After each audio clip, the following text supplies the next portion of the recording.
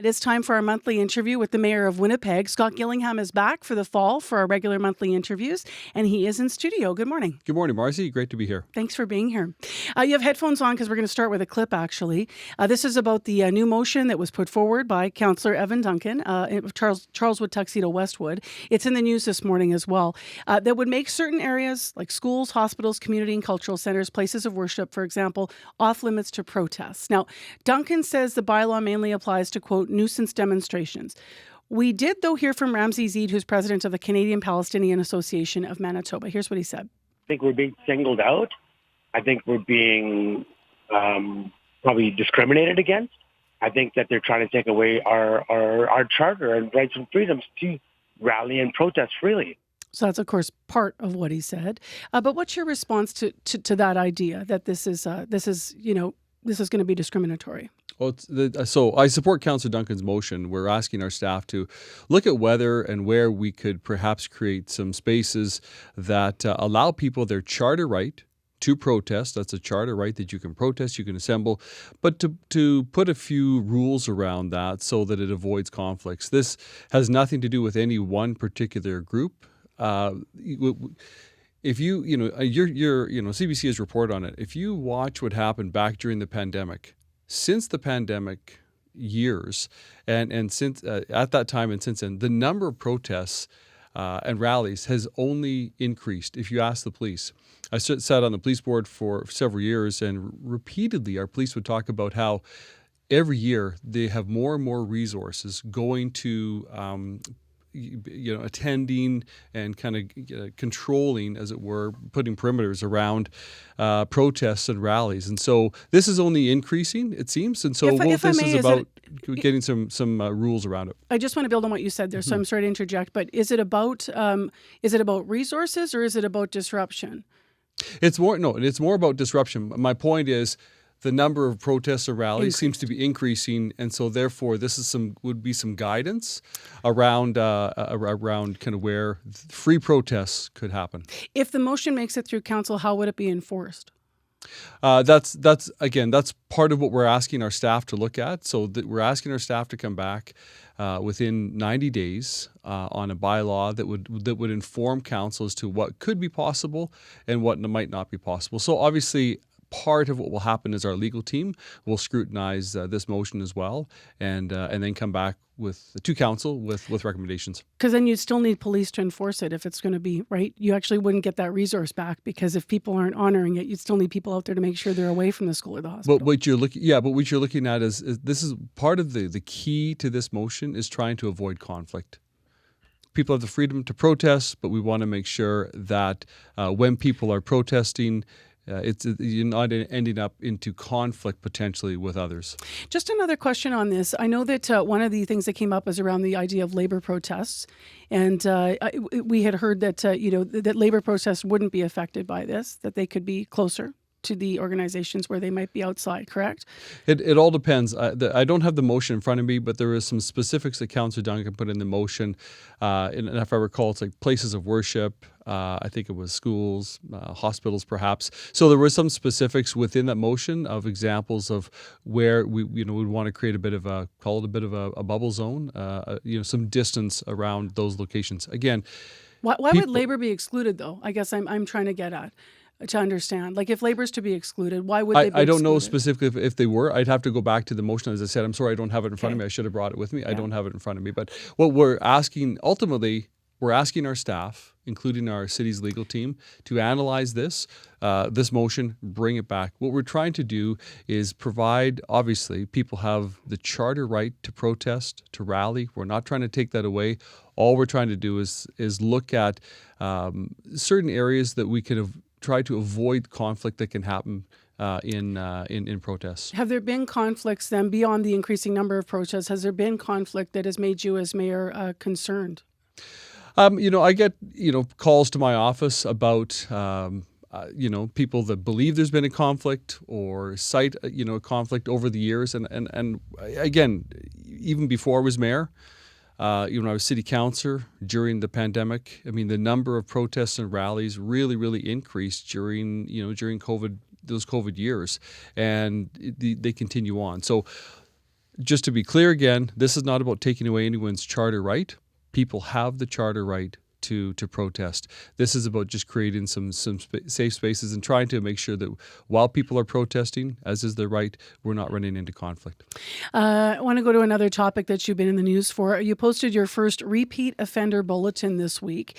This is you trying to put pressure on the federal government in Ottawa for bail reform, citing some of the current cases that we've had in this province where people were out on bail and they're accused of crimes, including what happened at Unicity, for just one example, also Hollow Water as another. What messages are you hoping to send with this first bulletin, and what can you elaborate? I gave a little of your reasoning that you shared already, but can you elaborate on why you think this is important and the time for this? Well, as you said, the federal government indicated they're bringing in changes to bail laws this fall. I'm glad to hear that. I actually had a conversation with Minister Sean Fraser, the Justice Minister of the federal government. I appreciated his openness, but until we see what those changes would be and whether or not they'll be effective, I'll continue to, keep this on the front burner. Winnipeggers have had enough. Manitobans have had enough. People that I talk to, people that are calling me, and councillors are frustrated because too often, and you cited a couple of examples just a moment ago. Too often when we see crimes and people arrested for a crime, and I want to be clear, everyone accused of a crime is, innocent until proven guilty in a court of law. But too often when we see those stories, we see that individuals are out on bail or they're breaching their court orders. And so I will continue to put pressure on the federal government until the laws change. But I'm not alone. I'm working with mayors from across this nation, the big city mayors, but Mayor Knox of Portage Prairie has been doing an important job of raising this issue. Mayor Jeff Fawcett of Brandon, the three of us, and Kathy Valentino of the Association of Manitoba Municipalities, all of us together have been working on this. We sent a letter together to Minister Fraser saying in Manitoba, the bail laws too often are not working, so we need changes. I want to ask you about something you've already said on this as well, because it's not based in stats, as you know. So, we spoke to the Chief Justice of Manitoba's Provincial Court. That's one of our top judges, right? And a longtime defense lawyer as well. Both said the vast majority of people released on conditions or bail do not reoffend.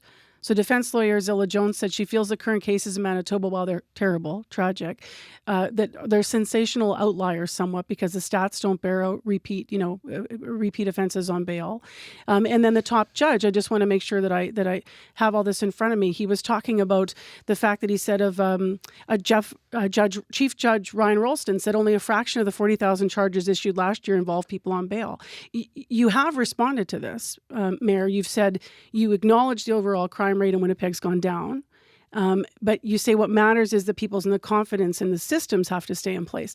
But isn't it important to base it on statistical data? I respect, our judges. The Chief Judge Ralston, met him several times, have high regard for him. Respectfully, tell the people of Hollow Water it's working. Tell the people whose family members have been killed or victimized by someone who's out on bail when they commit their crime. It's not working enough. It's really good. It's very good that statistically more people behave themselves when on bail than not. But too often in this city, when we see violent crime committed and you read the story of the person who has been charged with the crime and you see the words breaching court orders, out on bail, for the victims in this city, for the victims in this province, it's not working. That's what I'm talking about. So if we need to strengthen the bail laws, which we need to do, so that the stats are even better and the number of people convicted or charged with a crime that they've committed while out on bail is reduced even further, that's what we're going after. That's great. I'm glad that it's statistically, more often than not, people don't commit a crime, but where they do, they leave in their wake victims, communities that are victimized, the innocent public that are victimized. This is about the people of Winnipeg. This is about public safety. It's about public safety for the people of this province and this nation. The bail laws need to change. You can see, though, why it will be hard to argue it's about public safety with respect when it's not based on stats, because we put out police stats every year and we use that to talk about what is safe and what is not in our community. So it's a difficult argument to make without statistics. That some might say that we could go down a path to changing our justice system and create more issues. If the statistics bear out right now that more people than not, as you're indicating, behave themselves while on bail, that's good. but it's not 100% yet. So if we can make some changes to increase that percentage and make it that even more people behave themselves on bail, that's what they're going after. Because at the end of the day, with all due respect, this is not about this is not about the criminals. It's about safety for the people of this city. People have had enough. Again, you can give those statistics to the people of Hollow Water today. That won't comfort them in any way, because that was a horrific crime. And so we really need to take a look at where we can improve things. And right now, with the changes that the federal government will make to bail laws, I'm hoping that it will improve public safety in this city and beyond. So just as a last question on this, in terms of other improvements, would you also like to see the resources improve for those who might be in the court and have a plan? Because right now, some of those bail plans don't actually have enough resources to meet the goals if somebody is struggling, because we don't have enough resources anywhere in Manitoba to be able to keep up with if they have a plan to get ahead of their addiction, for example, if that's been a factor in their crime. Absolutely, and I appreciate you mentioning that, because I have said that. What I'm also, and I've told Minister Fraser, the Justice Minister, it's not just about bail reform. I am not put people in jail and throw away the key. That's not my view at all. The federal government also needs to make investments in rehabilitation resources so that people do have the chance, when they're incarcerated, to get the help that they need to turn their lives around. And it can happen. I was at an event not that long ago, and someone told their story of being in and out of jail, incarcerated, and finally at one point, while they were incarcerated, they said to themselves, you know what, I've got young kids, I want to be the dad that I can be. And that was 2 years ago. They got the help they need while they were in jail, turned their life around with a lot of hard work. They're now employed. They've had a good job for a couple of years. They're a father. So change can happen. I believe change can happen in people's lives. So yes, the federal government also needs to make the investment in those rehabilitation resources. Housing. We have 4,000 new affordable modular homes coming. Winnipeg on that list from the Prime Minister. Mark Carney announcing Build Canada Homes. Some are going along Keniston Boulevard, we understand. CBC's reporting in a portion of the Nawayo-Dena site. Do you know where any of the other sites are? No, not at this point. So I'm really happy that Winnipeg has been chosen, in the first round of this new Build Canada Homes program. Really, it complements the work that we have been doing over the last several years as a city to cut red tape on zoning and to create grants that actually have leveraged $1.6 billion in investment, private sector investment in housing and public sector investment in housing. So our staff right now, they're working with the federal government, trying to understand and get the details on this new Build Canada Homes program. Will you consult communities if homes are to be built in their area, especially given that right now you're getting a lot of pushback already for the other places that you're building through the other strategy and accelerator, where people are coming to City Hall saying maybe we don't want it in this area or that area, they don't feel it's a good fit. So are you planning consultation ahead of the choices? Yeah, again, it's a federal program, so we'll look at what the requirements are. We're on the other matter, we're in the midst of a public hearing process, and there was consultation ahead of time before that public hearing process with community members, and now in the midst of a hearing process, I can't say much else because we're in the midst of it, except that part of our hearing processes is that the public can come and speak to the issue, either in favor or against the issue. Last minute, if I may, and I'm sorry, but I know you're always gracious with your time. So the encampments and the rules to move people on, there are some, as you know, in encampments that say they don't want to be in shelters, and yet in the meantime, we don't have enough transitional spaces. Councillor Brawadi last week saying, let's get rid of all the encampments and let's have more transitional spaces.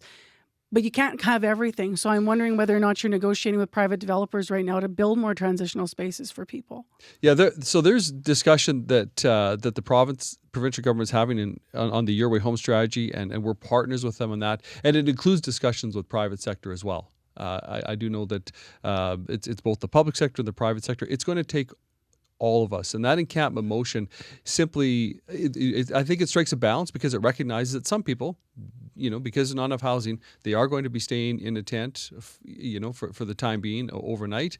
But what it says is you just can't set up a tent anywhere. We can't have them in parks and in playgrounds and under bridges and near rail lines and roads. How are you going to enforce it? Councillor Barwadi didn't really have a clear answer for that. So do we know how you're planning on enforcing that? Right now, it'll be our bylaws officers. We have, bylaw officers across several of our departments. And so what our CAO, new CAO, Joe Dunford, is doing is working with our bylaws teams and our departments to prioritize enforcement. Again, this is going to come online in the next few weeks, but this is a change. We're just saying it's a balance. You just can't have an encampment anywhere that you want, and so we're going to bring bylaws in to enforce that.